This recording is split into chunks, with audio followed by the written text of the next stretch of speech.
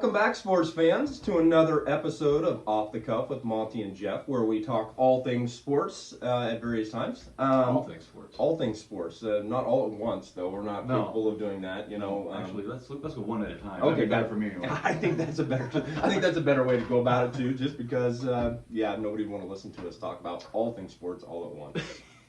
I wouldn't want to listen to me talk about all things sports. I'm shutting off right now. Okay, good deal. Good deal. So it's cut off. One topic. One topic.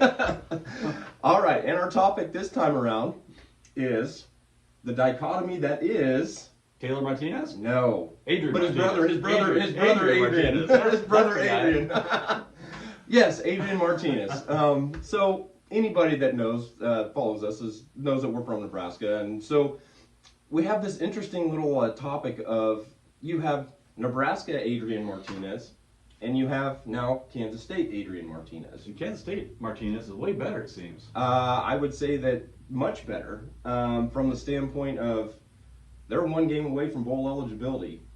He never once reached a bowl in Nebraska. Not even really close. They had that one year we were 5-7. Yeah, and they could have went. That was the COVID year, or no, that wasn't the COVID year. Well, the COVID year we could have gone, but then the year I think Iowa we had to beat Iowa, and they kicked a last-second field goal to beat us. Yeah. And we would have been 6-6, and so so he was close, but he was never one game away from bowl eligibility after 6 games. Let's put it that way. Yeah, for sure. And so here's the question that Monty and I want to kind of discuss: what's the difference? Why do you have Adrian Martinez, who at times at Nebraska looked like a world beater, made outstanding plays. He was an outstanding athlete. I don't think there's any argument there. But when push came to shove, didn't seem to get it done. Here's the thing to consider too. He didn't have a good win-loss record, but if he would have played his last year, he would have been the all-time yardage leader at Nebraska. Almost certainly. He'd owned all kinds of records. He's second now, I think. Yeah. I think second. Yeah. Right Yeah. up there, really close. So yeah. It's not that he didn't produce yards, it's just that he didn't produce wins. Yep. So why is that? You can't tell me, well maybe you can tell me, but I'm not going to believe you, that Kansas State has more resources or better athletes.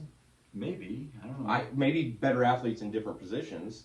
You can make an argument for the O-line. That's probably my one argument there. And I think you also can make the argument the culture's probably better. As much as I hate to say that, I think it's probably true. I can also understand that argument. So, yeah. So we actually had this idea about 3 weeks ago, I would say, after the Oklahoma game, the Kansas State Oklahoma game. I kind of wanted to hold off, and actually I'm glad we did hold off a little bit. I wanted to see if that was a one-time thing, because it doesn't appear. Give an athlete any given day, and some, they can have an outstanding performance, and where he is a very good athlete, there's no reason to think that he couldn't have that type of performance. Sure.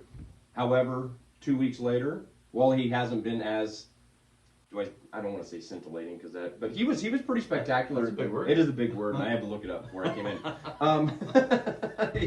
He has been reliable, not turned the ball over. Right. Even yesterday, not an exciting game, 10-9 game against Iowa State. It was 10-9. 10-9 is what it ended up. Wow. But he still had 250 yards passing, didn't turn the ball over, led him in passing, well, obviously in passing, but in rushing too, had like 79 or 80 yards rushing. I thought they had a good running back. They do, but Deuce Vaughn only had I want to say he only had 30-some yards, 10 carries and 30-some yards. Huh. So anyway, what's the difference? What do you think? I'm spitballing here, and I'm from some of the information I found out about our ex-head coach, I'm going to put a lot of blame on him. Okay. I really am. I don't think Frost produced the right culture to have a winning team. When I find out that he didn't hardly go to any of the practices, or was late, or if he showed up with alcohol on his breath, that's not cool. Yeah, and that's speculation. We just heard that, and I think it may not be true, but we've heard it. We've heard it from more than one place. And sometimes when there's smoke, there's fire. I just heard a lot of bad things about him. Not anything good. No, I haven't. I really haven't either. And I would agree with you. While I'm not a huge Chris Kleeman fan, you're exactly right. The culture's there. Yeah. The offensive line, I will say, is much better at Kansas State than what he had at Nebraska. I think it is, yeah. but you know, there were times when he played at Nebraska that his offensive line gave him some time, and he just seemed to make a bonehead mistake at a bad time. So is maturity part of it then, possibly? Well, it could be maturity. I don't know. That's why that's kind of why we wanted to talk about it. Yeah. I think you have to consider that as well. Maturity is in there too, and I mean, I'm happy for Adrian Martinez. I think he's a good kid. I do too. You know, I do he got benched a couple times, or you know, McCaffrey started over him a couple times, right? And he handled himself very maturely. He did. He did. You know, and no doubt. and when he came in, and even in interviews and things like that, I was very impressed with. He was well spoken. Always, you know, spoke highly of being a team player and doing those things right. First, or doing those things in the right way. And so I was always disappointed with how the end results were with wins and losses. Yeah. I was wowed at times with him, with his ability, his athletic ability. His ability to play through injuries too. A tough kid. Yes. Tough kid. But, you know, as a Husker fan, a lifelong Husker fan, it hurts a little bit to see him go somewhere else and have success when, unfortunately, he wasn't able to It does. here. Yeah. So are we both kind of leaning the same way a little bit? I mean, disagreement is always good for conversation, but you know, in some ways, I'm leaning towards, and this is just my opinion. You can kind of throw yours out there. Okay. I'm leaning towards combination of maturity in offensive line, gives him more time to make better decisions. Yes. But I think a huge part of it was the coaching, and the culture, the coaching, the culture. Yes, yeah. I think that, and you know, just seeing the difference in attitude and things like that since we have not had Scott Frost as our head coach. The team is totally different now. Well, and I don't know, like I said, I don't know. We've talked about, you know, head coaching possibilities. I don't know that Mickey Joseph is going to get the job, but he does have these kids believing. You know, he's done a lot of good things so far, definitely. And if they keep on improving like they have been, he might get a chance. Yeah, and that's the thing. He might. And, you know, Bill Bush as defensive coordinator, we played better. Yeah. Much better on defense. So anyway, so that's my thoughts. What do you think, Monty? Are you kind of in the same boat, or do you think it's more towards the culture? I think they all come together to form that issue where, you know, the culture played a role, his maturity, his better offensive line.